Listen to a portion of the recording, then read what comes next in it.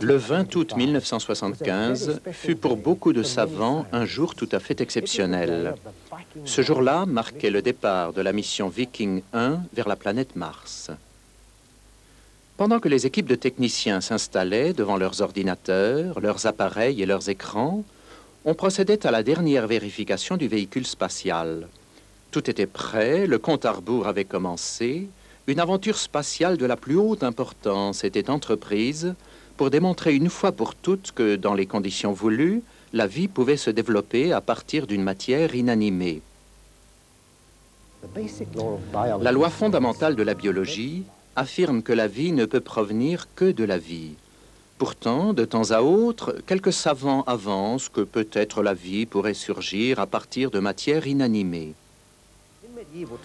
Au Moyen Âge, par exemple, le monde scientifique était convaincu que la vermine et les mouches provenaient directement des tas d'ordures et des détritus.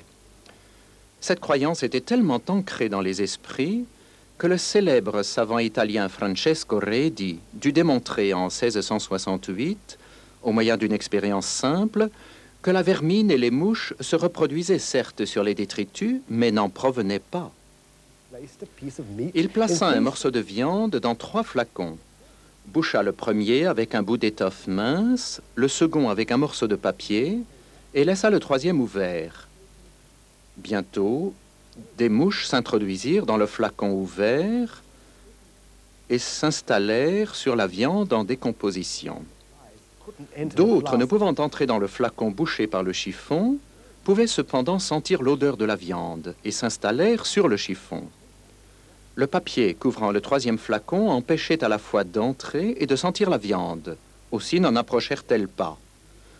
Au bout de quelque temps, de petits vers apparurent sur la viande dans le flacon ouvert et de même sur le chiffon qui bouchait le 2e flacon. La viande en décomposition dans le 3e, bouchée par du papier, ne renfermait aucun ver. Il devint donc clair pour les savants que les mouches avaient pondu leurs œufs sur la viande du flacon ouvert et que les vers en étaient nés. Comme les mouches ne pouvaient atteindre la viande du 2e flacon couvert d'un chiffon, mais qu'elles la sentaient, elles déposèrent leurs œufs sur le chiffon. Le flacon bouché avec du papier ne dégageait aucune odeur de viande et n'attira donc pas les mouches. Ce flacon ne produisit aucun ver. 2 siècles plus tard, cependant, il y avait encore des savants pour croire à la génération spontanée. Mais cette fois, il s'agissait du monde microscopique des bactéries et des algues. Elles semblaient ne venir de nulle part, et beaucoup de gens croyaient qu'elles étaient produites par la matière sur laquelle on les trouvait. Louis Pasteur, l'un des plus grands savants de tous les temps, n'était pas de cet avis. Il était convaincu pour sa part que la loi fondamentale de la biologie, la vie seule peut produire la vie, s'appliquait aussi bien aux bactéries qu'à la vermine et aux mouches, et finalement à l'ensemble du monde vivant. Aussi fit-il une expérience devant une assistance d'ailleurs complètement sceptique. Il prit un premier flacon, y introduisit un bouillon de culture, stérilisa et scella le tout. Aucune bactérie n'apparut dans ce milieu. Il prit un second flacon, muni d'un col en forme d'S. La poussière et les particules porteuses de bactéries restant bloquées dans le col, aucune bactérie n'atteignit le bouillon. Le monde des savants fut obligé de s'incliner devant les faits. Un siècle plus tard, on croit à nouveau que la vie peut naître à partir de matière inanimée. Cette fois-ci, on s'imagine qu'il y a très longtemps, la première forme de vie a été générée à partir de gaz et de substances chimiques. Voilà pourquoi, ce 20 août, tous les yeux étaient fixés sur Mars, car son atmosphère et son climat, bien qu'extrêmement froids et secs, rappellent plus que sur aucune autre planète ceux de la Terre. Il semblerait que Mars, sorte de laboratoire naturel flottant dans l'espace, pourrait apporter la réponse à la question de savoir si la vie peut naître de la matière inanimée. Ainsi, on ne douterait plus que la vie ait pu se former sur la Terre, pour peu que l'on découvrît des traces de vie ailleurs. La fusée spatiale Viking emportait à son bord un des miracles de la technologie moderne. Un laboratoire scientifique miniaturisé dans un cube de 30 cm de côté, capable de mener à bien toutes les expériences que fait un laboratoire d'une grande université moderne. Cet appareil prodigieux se posa sur la surface de Mars et les expériences commencèrent.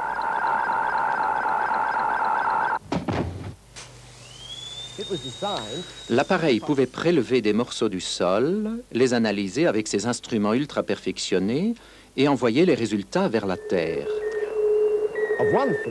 Les savants étaient sûrs que même si la vie n'y existait plus aujourd'hui, elle avait existé autrefois. On apercevait sur la surface de la planète des traces d'eau. Signe, pensait-on, qu'il y aurait eu des conditions semblables à celles qu'on croyait avoir originellement existé sur la Terre. Les savants étaient impatients d'analyser les résultats qui parvenaient en grand nombre dans la salle de contrôle. Alors survint le choc, quelque chose de plus amer qu'une déception. Une déconvenue peut-être analogue à celle que subirent leurs devanciers lors de l'expérience de Pasteur. Ils étaient tellement convaincus que la vie pouvait provenir de la matière non vivante qu'il leur paraissait quasiment inconcevable que le sol martien fût stérile. On n'y trouvait non seulement aucune trace de vie, mais encore aucune preuve que la vie y eût jamais existé. On vérifia plusieurs fois les résultats, mais la réponse fut chaque fois la même. Pour s'assurer de n'avoir rien négligé, on organisa une seconde mission. Et l'envoi dans l'espace de Viking 2, le 9 septembre 1975, ranima les espoirs de certains savants. Les nouveaux résultats ne les confortèrent pas davantage, car ils confirmaient qu'aucune forme de vie n'avait pu exister sur Mars. On commença bien sûr à se poser des questions. Des sommes énormes avaient été dépensées, et les partisans de l'évolutionnisme se trouvaient toujours plus incapables de fournir des preuves concrètes à l'appui de leur théorie. L'investissement n'avait été d'aucun rapport. L'argent des contribuables semblait avoir été utilisé pour essayer de justifier la croyance de certains savants en une théorie dépourvue de base scientifique. On entendit même dire que ces résultats entraînaient l'abandon pur et simple de la notion de génération spontanée et d'évolution. Le présent film commence donc au stade où se sont arrêtés Viking 1 et Viking 2. Des savants qui ont examiné de près certains aspects de la théorie de l'évolution sont interrogés pour nous faire découvrir quelle est la situation actuelle.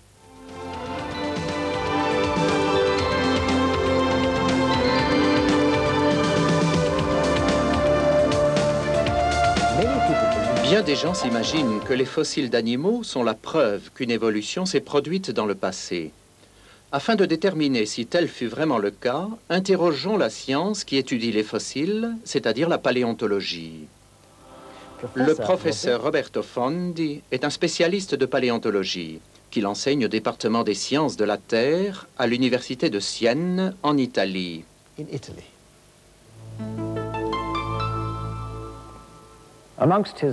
Parmi ses nombreuses activités, il en est une qui l'amène à être conseiller scientifique dans la reconstitution des animaux préhistoriques. Peut-être serez-vous surpris d'apprendre que l'hypothèse fondamentale sur laquelle repose la pensée évolutionniste n'est absolument pas confirmée par la paléontologie. Quelle est cette hypothèse? En premier lieu, que des cellules vivantes puissent provenir par génération spontanée de matière non vivante. Cela signifierait qu'à la suite d'une chaîne de réactions chimiques au sein d'une soupe primitive hypothétique, une cellule vivante serait apparue. Ensuite, que ces cellules se seraient regroupées en colonies, après une longue période de temps, pour former des structures multicellulaires complexes. Ces structures sont également supposées s'être transformées, au fil des temps, en animaux et finalement en hommes. Selon cette hypothèse, les ancêtres de toutes les créatures vivantes, y compris l'homme, remonterait à une seule cellule. Cette ascendance est représentée sous forme de gigantesques arbres généalogiques aux branches innombrables sortant d'un même tronc, dont les racines plongent directement dans la matière inanimée. Et la paléontologie ne confirme-t-elle pas cette hypothèse? Pas du tout. Tous les groupes biologiques, depuis la bactérie et l'algue bleue jusqu'à l'homme, apparaissent d'un seul coup dans le registre des fossiles, sans aucun lien qui les unisse entre eux. Senza nessun legame deterministico che li connetta. Pourquoi alors tant de gens croient-ils que les fossiles sont une preuve de l'évolution? L'évolution est enseignée aux enfants et présentée aux adultes comme un fait vérifié et démontré depuis si longtemps qu'on perdrait son temps ou même qu'il serait ridicule de le mettre en question. Dans mes deux livres, Après Darwin et La Révolution organiciste, je donne les noms de savants bien connus, tels que George Gaylord Simpson et Stephen Jay Gould de l'Université de Harvard, qui croient vraiment que l'évolution est un fait incontestable. Il est pourtant d'autres savants, tout aussi connus, qui croient en l'évolution tout en admettant qu'il n'en existe pas de preuves à l'appui, comme par exemple Émile Guillemot de l'Université de Genève et J.A. Kerkut de l'Université de Southampton. Alors, quelle est la vérité en définitive? Eh bien, il existe un livre qui raconte l'histoire du passé. Ce sont les roches et les restes fossilisés qu'elles contiennent. Il appartient aux paléontologues de déchiffrer ce livre et de donner la réponse. Et que lisez-vous dans ce livre, professeur? Il est clair qu'après 2 siècles environ de recherches très poussées, la preuve paléontologique sur laquelle devrait reposer la théorie de l'évolution est non seulement rare, mais grandement sujette à caution. Car enfin, si l'évolution avait réellement eu lieu, on devrait en trouver des preuves abondantes et incontestables. Les musées devraient regorger de fossiles représentant clairement les transitions entre les différents groupes biologiques. Eh bien, pas du tout. En outre, rien n'indique que cela va changer à l'avenir. Les quelques fossiles qui prétendent montrer une sorte de lien évolutionniste, tels que les amphibiens Ichthyostega et Seymourria, le reptile Probainognathus, l'oiseau Archaeopteryx et le singe australopithèque appelé Homo habilis sont loin d'être concluants.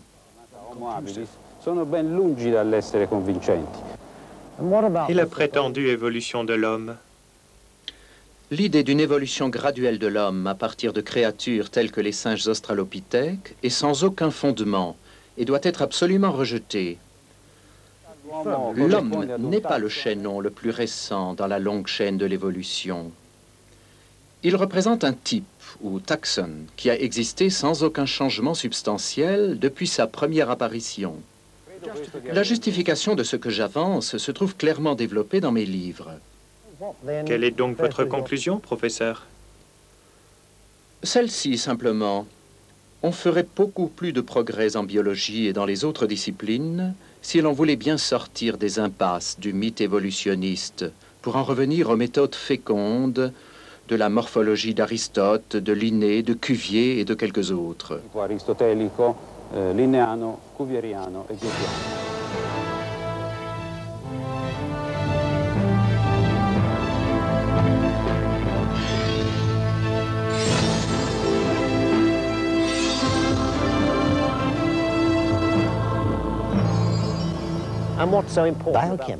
La biochimie étudie l'essence même de la vie et sa structure.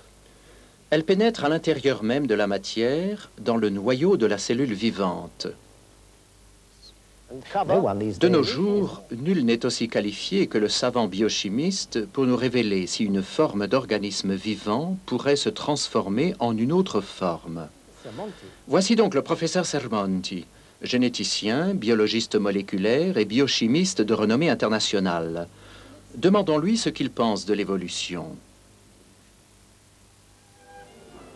Professeur, à la lumière de la biologie moléculaire moderne, comment voyez-vous la théorie de l'évolution?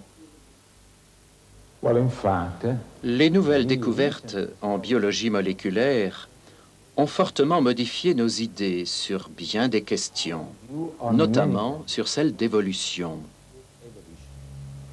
De quelle façon, plus précisément?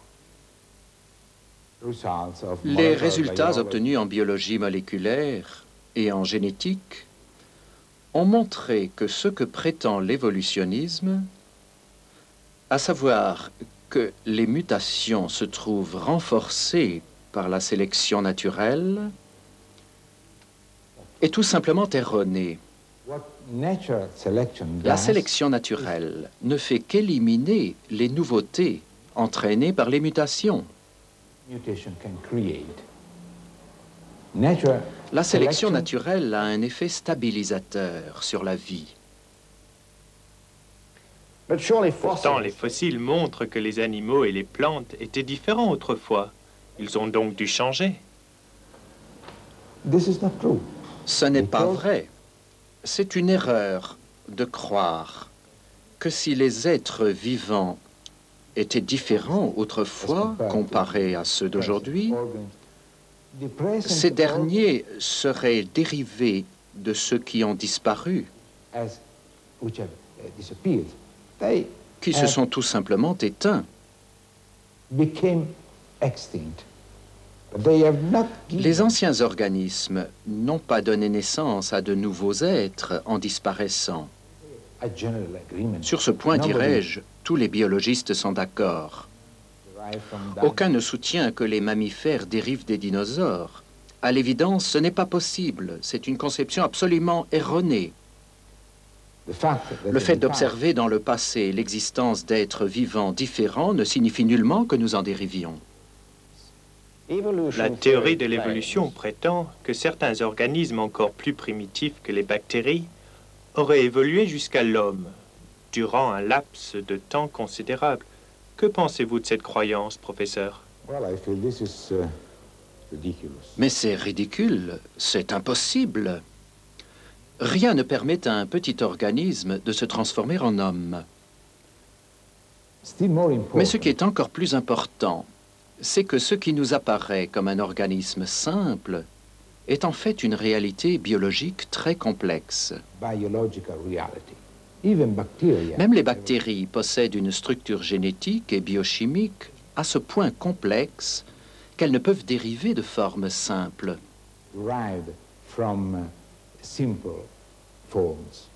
Cela signifie-t-il que tout ce qui est vivant a toujours été complexe depuis l'origine? Parfaitement. C'est ce que montrent précisément la biologie moléculaire et la génétique. La complexité existe dès les origines. Par exemple, l'étude que nous avons entreprise du noyau de la cellule montre que le système responsable de la production des enzymes, sans lesquels la synthèse des protéines ne peut se faire, est identique depuis la bactérie jusqu'à l'homme. Puisque les mêmes types principaux de créatures et de plantes existent aujourd'hui comme dans le passé, il est clair que le même mécanisme complexe de la vie a existé depuis l'origine. C'est pour le généticien la meilleure preuve que l'évolution biochimique n'a jamais eu lieu.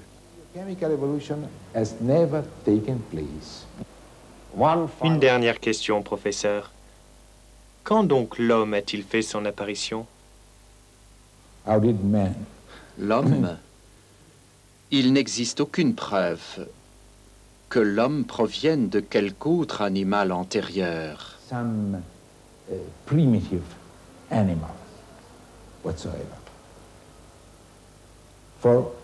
Ce que nous pouvons dire en observant les chromosomes ou l'ADN de l'homme et en les comparant à ceux des autres espèces,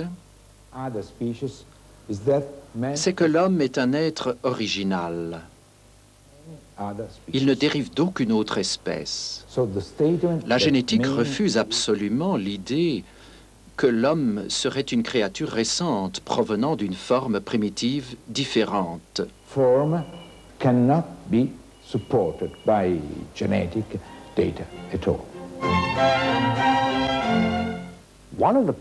Un des problèmes auxquels se heurte le géologue est celui de l'arbre fossile, dont il existe quelques exemplaires en Australie, en Amérique et ailleurs. On peut en voir qui traversent verticalement plusieurs épaisseurs de houille. En voici par exemple un qu'on trouve dans une mine de charbon de Birmingham en Amérique. Certains ont jusqu'à 12 mètres de long et traversent plusieurs bancs de roches.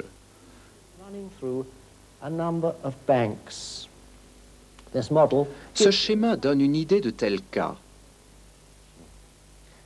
Ce qui est curieux, c'est qu'on nous dit qu'un seul de ces bancs aurait pu mettre des millions d'années pour se former. Si c'était le cas, cela aurait donc duré des millions d'années pour enterrer un arbre. Ce n'est pas possible, car l'arbre aurait pourri ou serait décomposé bien avant d'être complètement enterré. Comment alors expliquer ces fossiles? Un savant s'est penché sur ce problème, et l'épisode que vous allez voir vous donnera une idée des implications de son étrange et passionnante découverte. Pour suivre l'explication, il faut bien comprendre la différence entre une couche et un banc. Ici, vous voyez des bancs de couleur orange, jaune ou bleu. Dans chaque banc, vous pouvez apercevoir plusieurs strates.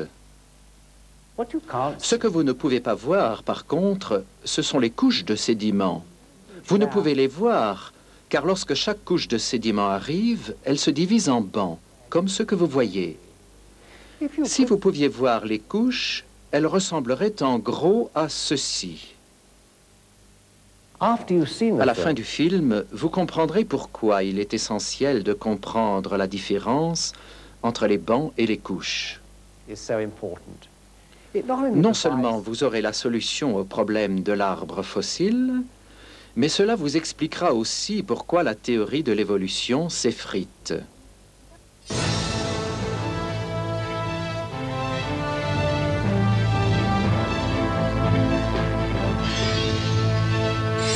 Les roches, un véritable drame.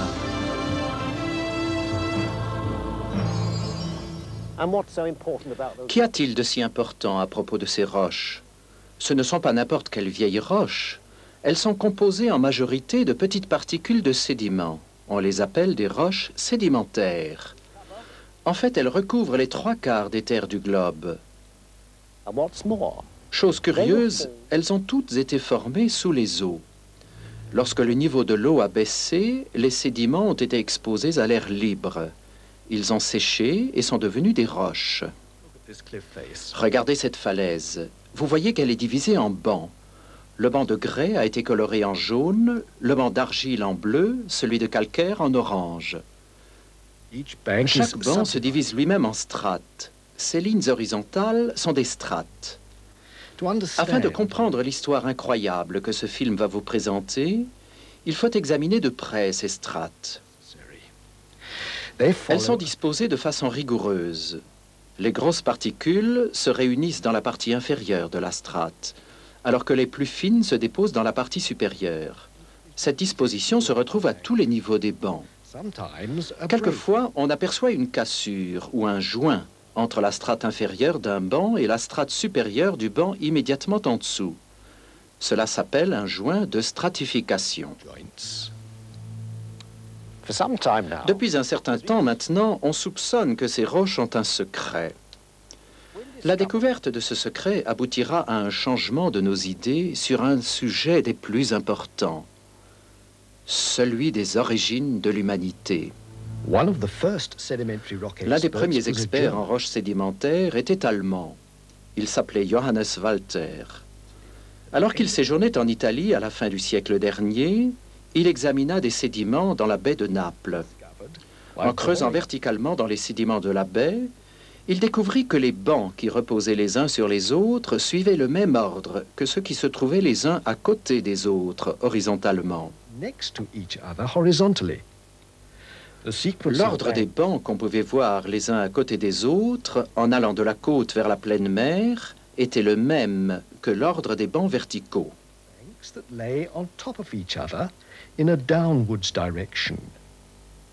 Il se rendit compte qu'on se trompait en affirmant que le banc du fond était nécessairement plus ancien que celui du dessus. Il devenait clair que tous les bancs, ceux du dessus, ceux du milieu et ceux du fond, étaient encore en train de se former. ils se formaient latéralement. Ainsi, une partie du banc supérieur avait le même âge qu'une partie du banc inférieur. Assez rapidement, Walter comprit la cause de cette formation latérale des bancs. Les particules de sédiments se déversant dans les mers, apportées par les rivières, les inondations et le vent, se trient entre elles selon leur taille. Les plus grosses particules, celles colorées en jaune, restent près de la côte. Les moins lourdes, en bleu, sont entraînées un peu plus loin, et les particules les plus fines, colorées en orange, sont emportées par les vagues et les courants encore plus loin. On peut voir que les couches de sédiments se déposent les unes à côté des autres. Les particules de sédiments dans les couches se trient suivant leur taille, dans les bancs de types variés de sédiments. Ceci pourrait être un banc de galets, celui-ci de grès, celui-ci d'argile. Ainsi, les bancs se forment latéralement. Ce morceau de banc, le plus proche de la côte, est plus ancien que ce morceau du même banc plus éloigné de la côte. Ainsi, cette partie du banc au fond a le même âge que cette partie du banc au-dessus. Les autres experts en roches sédimentaires réagirent alors en déclarant que la découverte de Johannes Walter expliquait seulement la formation des roches côtières. Mais à leur connaissance, les sédiments des profondeurs marines s'étaient déposés les uns au-dessus des autres. Par conséquent, la couche du dessus était forcément plus jeune que celle du dessous. Dans cette falaise, formée probablement de sédiments au fond des mers, on croit que les strates du banc au fond sont beaucoup plus anciennes que celles du dessus, ici. Pourquoi? Parce que les géologues croient que les strates et les couches ne sont qu'une seule et même chose.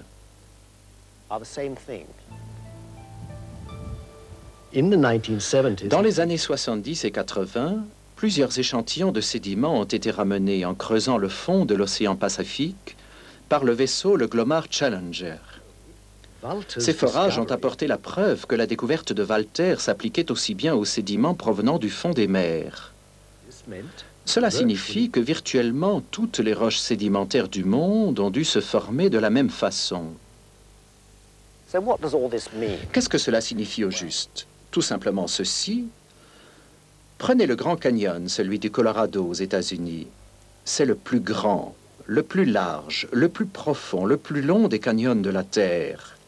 Sur ces côtes, on voit des bancs de sédiments, les uns sur les autres, sur toute l'épaisseur du bas jusqu'en haut. On dit que chaque banc indique un âge géologique. Mais ce que nous savons aujourd'hui, grâce à Johannes Walter et au forage du vaisseau le Glomar Challenger, indique que des parties de bancs différents peuvent avoir le même âge. Pourtant, certains ont beaucoup de mal à accepter cette découverte. Deux événements récents doivent lever tous ces doutes.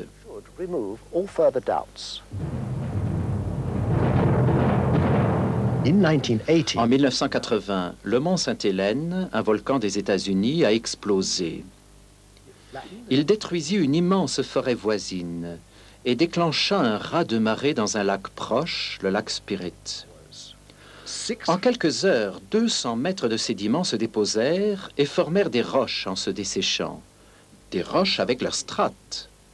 Suite à l'explosion, la poussée d'énormes quantités de boue creusa un canyon à travers les roches avoisinantes, un canyon de plus de 30 mètres de profondeur et de 60 de large.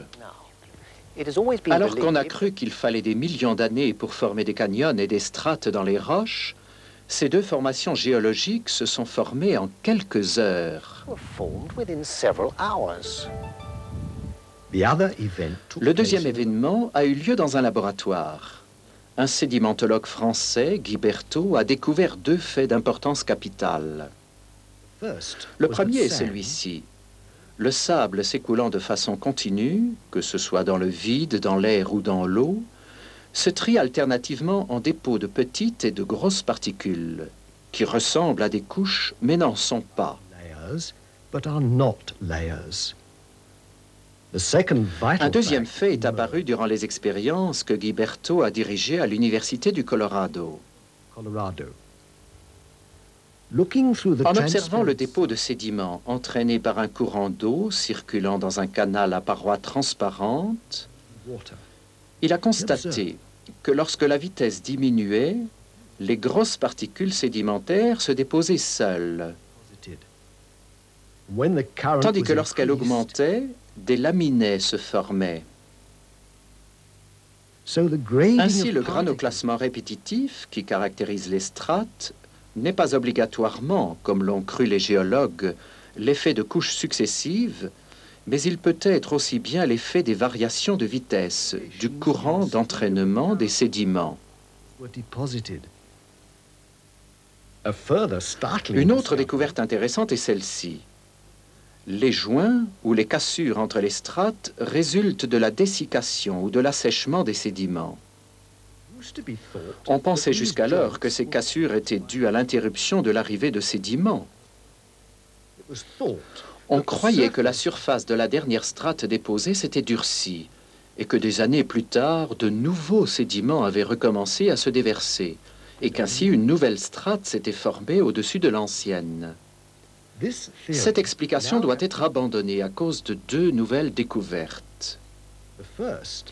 D'abord, comme l'ont montré les forages du vaisseau le Glomar Challenger, les sédiments du fond de la mer ne durcissent jamais, sauf après 300 mètres d'épaisseur de dépôt.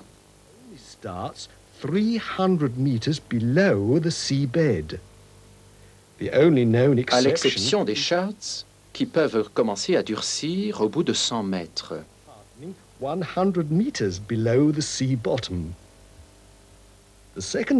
L'autre découverte faite en laboratoire montre que lorsque le niveau de la mer baisse et que les sédiments humides sont exposés à l'air, des cassures surviennent entre certaines strates suivant le procédé de dessiccation. Aussi, ces joints ou ces cassures ne dépendent-ils pas de la durée?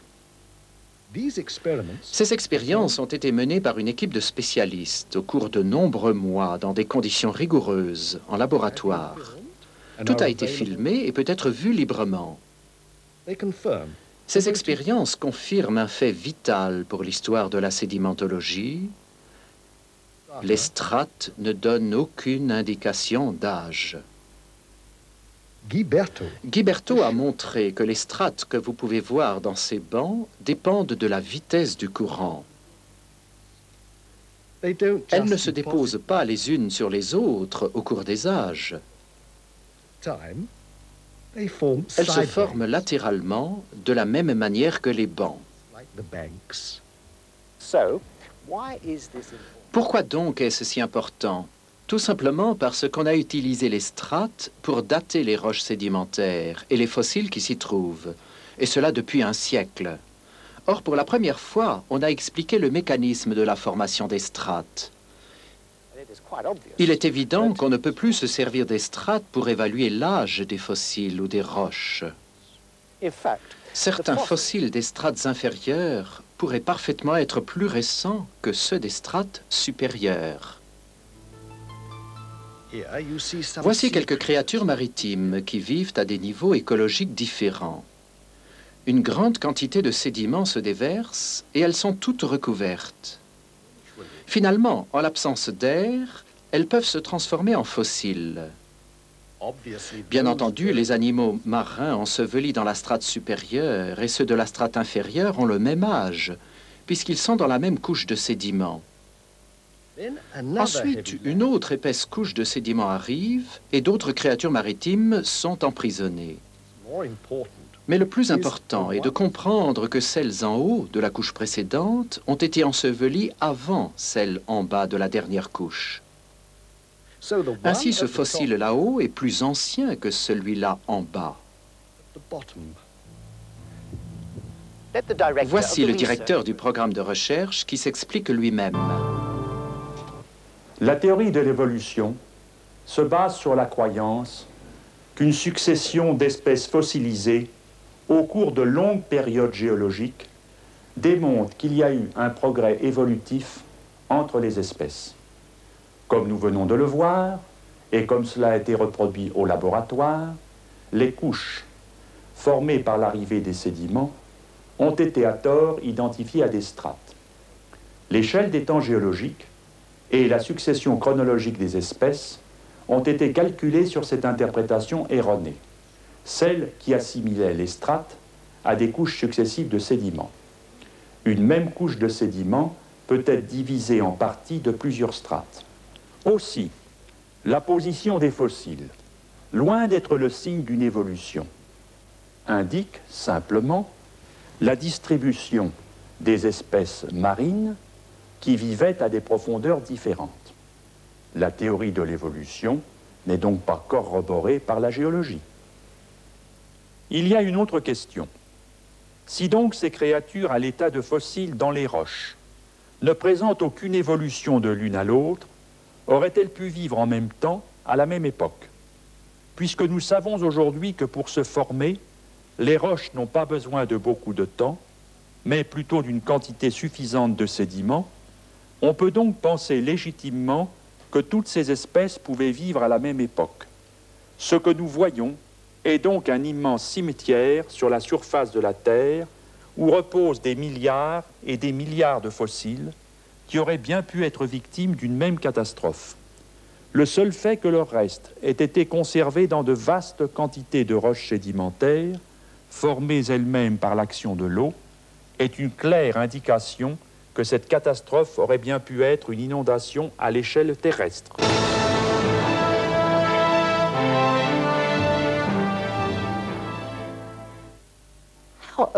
Quel âge a la Terre? Des millions d'années ou seulement quelques milliers? Que nous dit la datation radiométrique sur l'âge des roches? La science de la chimie physique peut éclairer ces questions. Le professeur Boudreau, qui enseigne la chimie inorganique et physique dans une université de la Nouvelle-Orléans, en Louisiane, a approfondi ce sujet et devrait pouvoir nous éclairer. Professeur Boudreau, un peu plus haut dans ce film, nous avons appris que les strates et les fossiles des roches sédimentaires ne donnent aucune indication sur l'âge de ces roches. Y aurait-il d'autres méthodes, telles que la datation au carbone 14, qui pourraient déterminer l'âge des fossiles et des roches? Il faut d'abord être clair au sujet du carbone 14, qui est une forme radioactive instable de l'élément carbone qui se trouve dans toute matière vivante. Un organisme vivant absorbe et rejette pendant sa vie du carbone, dont une petite partie est du carbone 14. À un moment donné, à la mort de cet organisme, le carbone 14 présent reste ce qu'il est à l'heure de la mort.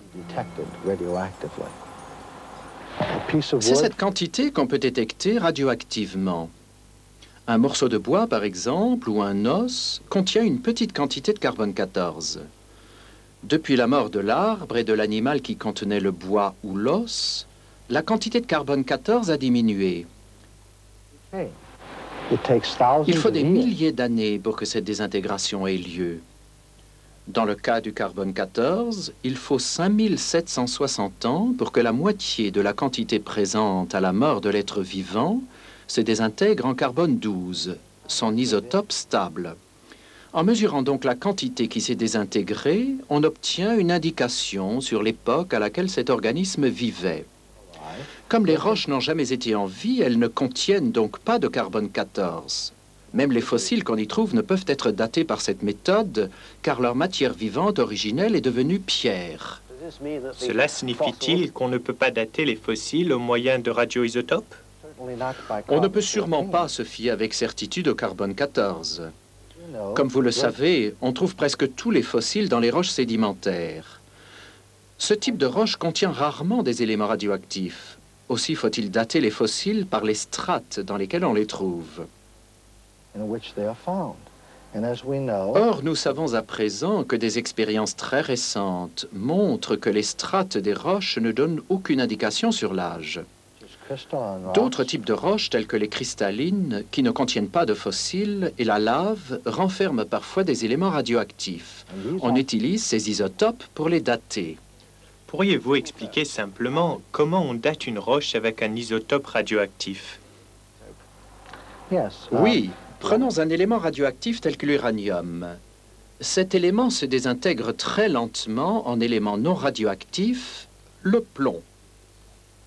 On peut mesurer en laboratoire le taux de désintégration.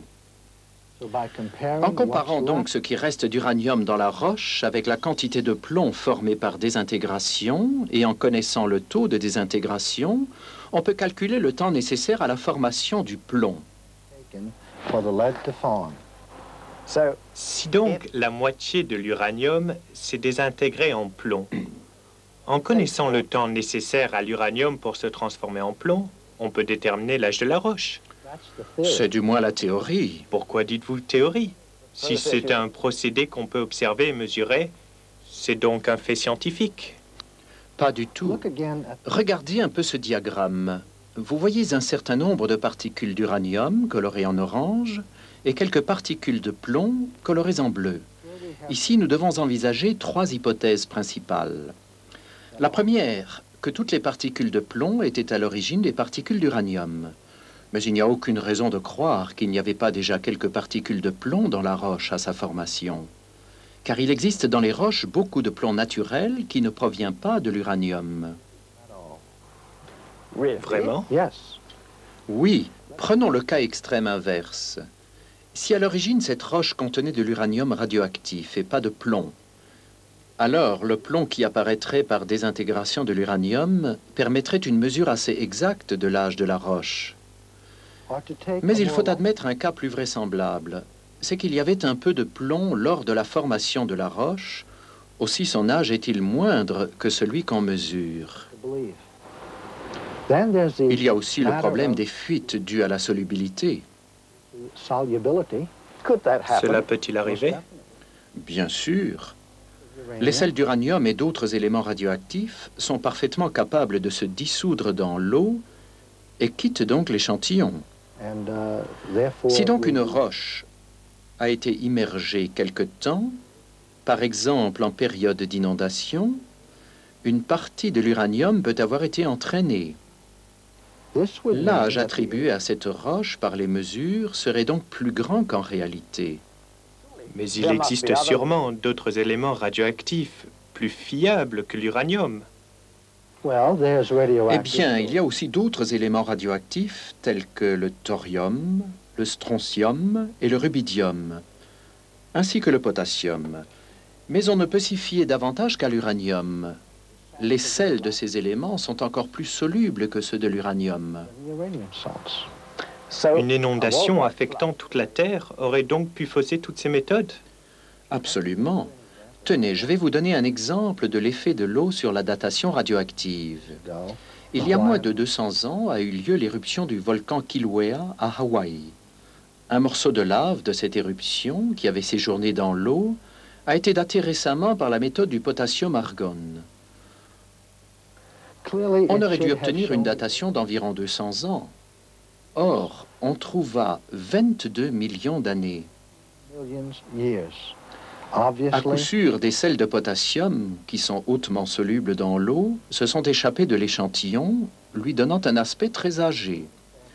On attribua à d'autres fragments de lave provenant du volcan Hualalai et formés en 1801, des âges variant entre 160 et 3000 millions d'années. La situation va donc de mal en pis. Il y a encore un autre présupposé dans la datation radiométrique. C'est que le taux de désintégration serait resté constant et n'aurait jamais varié dans le passé. Pourtant, beaucoup de facteurs ont dû l'influencer. Ainsi, la production de neutrinos par le rayonnement cosmique a pu être augmentée à la suite d'un renversement du champ magnétique terrestre ou de l'explosion d'une supernova. La science a déclaré que ces événements ont eu lieu dans le passé. Ils ont pu avoir un effet certain sur le taux de désintégration radioactive. Si l'on ne peut se fier à la datation radiométrique, de quels autres moyens dispose-t-on? De nombreux processus naturels indiquent pour la Terre un âge relativement jeune. Si par exemple la diminution du champ magnétique terrestre avec le temps s'avère un fait clairement établi, Cela tendrait à prouver que la Terre est jeune plutôt que vieille. De même, la question de la poussière cosmique provenant de l'espace intersidéral, qui tombe en quantité régulière sur la Lune et sur la Terre. On a réussi à calculer cette quantité. Du fait que la Lune ne connaît aucune érosion due au vent ou à l'eau, la poussière cosmique a dû simplement s'empiler. Selon la datation radiométrique, Lune et Terre auraient 4,5 milliards d'années. Donc la quantité de poussière cosmique déposée sur la Lune devrait atteindre plusieurs mètres de haut. Or, quand les astronautes se posèrent à sa surface, ils furent étonnés de n'y découvrir que quelques centimètres de poussière, une épaisseur qui a pu se déposer en quelques 10 000 ans. Une dernière question, professeur. À votre avis, à quand remonterait environ le Big Bang? L'hypothèse du Big Bang a été formulée pour soutenir la théorie de l'évolution. Sans théorie de l'évolution, pas de Big Bang.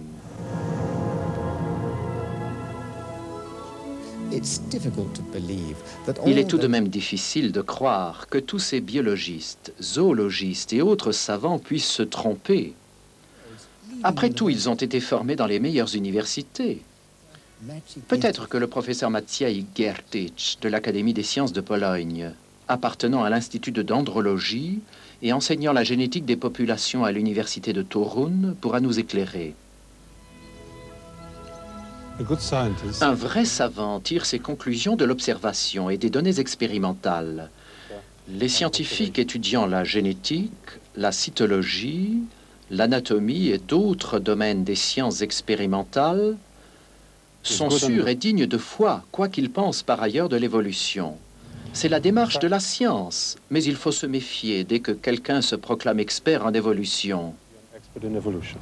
Pourquoi dites-vous cela?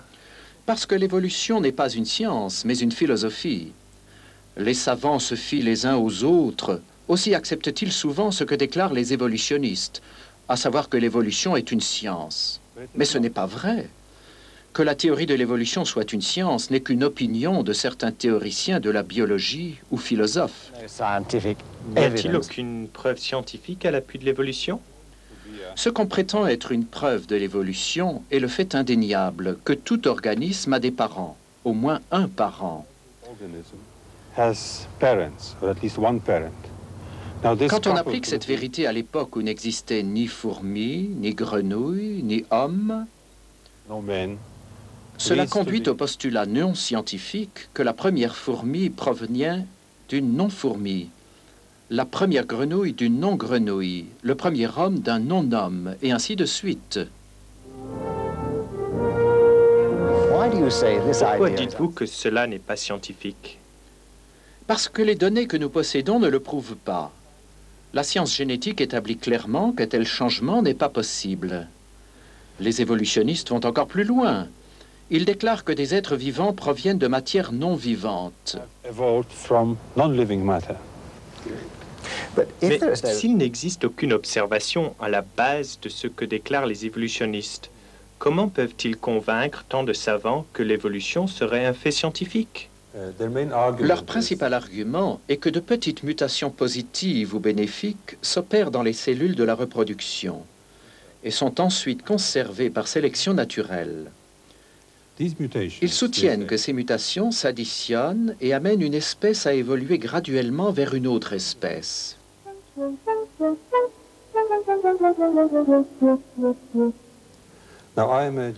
Non, je suis généticien et je puis confirmer qu'au cours de toutes les recherches de tous les laboratoires du monde où l'on a produit des générations et des générations d'organismes vivants, jamais, nulle part, aucune mutation positive n'a été observée. Et dans la population qui a été la plus étudiée, celle des hommes, toutes les mutations connues sont soit neutres, soit négatives. Elles n'ont jamais amené d'amélioration.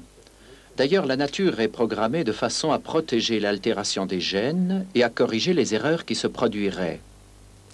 Mais si les mutations ne sont pas à la base des changements, qu'est-ce qui cause les différentes variétés d'animaux et les différents types d'hommes? Les variétés proviennent des combinaisons, du mélange des gènes pendant la reproduction sexuelle. Les organismes adaptés à des conditions précises se concentreront dans un environnement qui offre ces conditions-là. En se croisant entre eux, ils formeront un groupe qui deviendra une variété. En outre, si accidentellement un groupe se trouve isolé, des traits particuliers y apparaissent et lui donnent un aspect distinct. C'est ce qu'on appelle la dérive génétique. Mais ces variétés ne représentent-elles pas une certaine forme d'évolution? Beaucoup de gens soutiennent que par ce processus, de nouveaux types biologiques vont apparaître. Mais ce n'est pas vrai. Tout ce qui se produit, c'est que quelques gènes ont été enlevés à la population globale et la population obtenue s'en trouve appauvrie. Son contenu génétique est amoindri. De plus, s'il n'y a pas de nouveaux gènes, il n'y a pas de potentiel pour de nouveaux organes ou de nouveaux organismes. On obtient seulement une variété différente d'une même espèce. Ce procédé est utilisé aujourd'hui dans l'élevage. Par sélection et isolation, on obtient de nouvelles variétés d'animaux et de plantes, par exemple des chevaux, des vaches, des chiens, des céréales, etc. On sélectionne ce qui est utile à l'homme ou qui présente telles qualités qui ont un intérêt particulier pour nous. Mais ces populations sont des groupes restreints, très dépendants des conditions extérieures que l'homme leur réservera.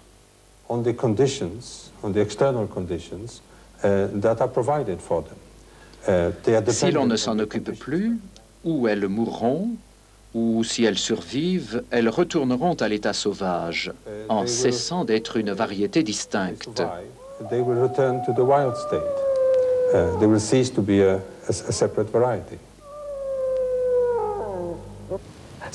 Alors, si les formes de la vie sont plus résistantes à l'état naturel, un changement qui se produirait dans la nature, aurait-il une bonne chance de durer?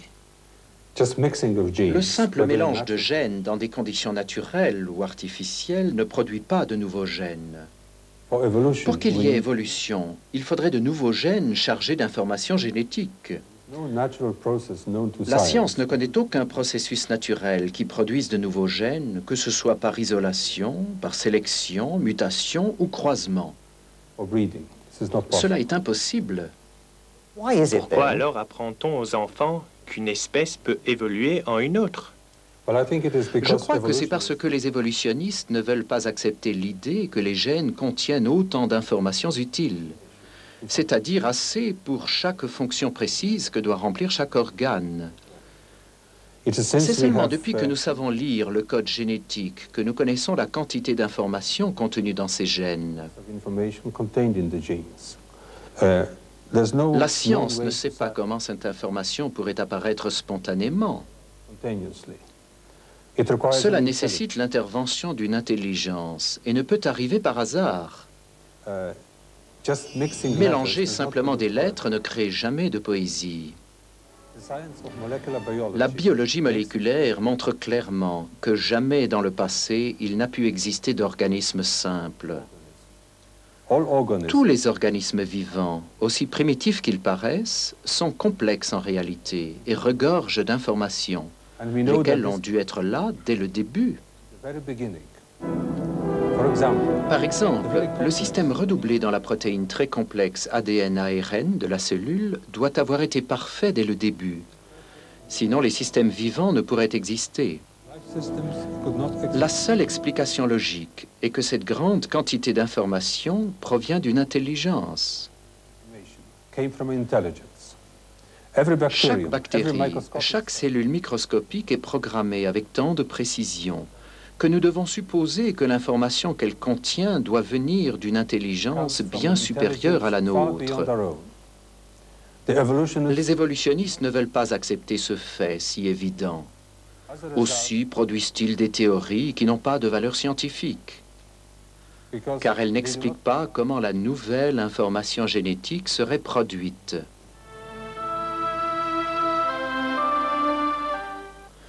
Il est curieux que les livres d'école et ceux d'histoire naturelle continuent d'affirmer que les savants acceptent l'évolution comme un fait scientifique. Le programme que nous venons de voir montre des savants qui s'opposent absolument à cette idée. Ils refusent même à l'évolution la qualité d'hypothèse scientifique.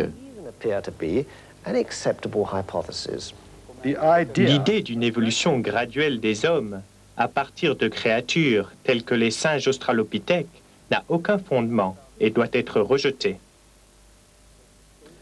La complexité se trouve au commencement. Pour le généticien, c'est une preuve indéniable que l'évolution biochimique n'a jamais eu lieu. Donc la théorie de l'évolution n'a aucun fondement dans la géologie. De nombreux processus naturels indiquent pour la Terre un âge relativement jeune. L'évolution n'est pas une science, c'est une philosophie. Nombre de savants arrivent à la même conclusion. Ils déclarent que si on continue à croire à la théorie de l'évolution, malgré l'évidence incontestable qui s'y oppose, c'est bien pour une raison philosophique et non scientifique. La récente découverte qui montre que les strates dans les roches se forment latéralement est d'une importance capitale. On ne peut plus ranger les espèces fossiles en grades évolutifs. Cela explique pourquoi on n'a jamais découvert de lien fossile entre les différents types d'animaux ou de plantes.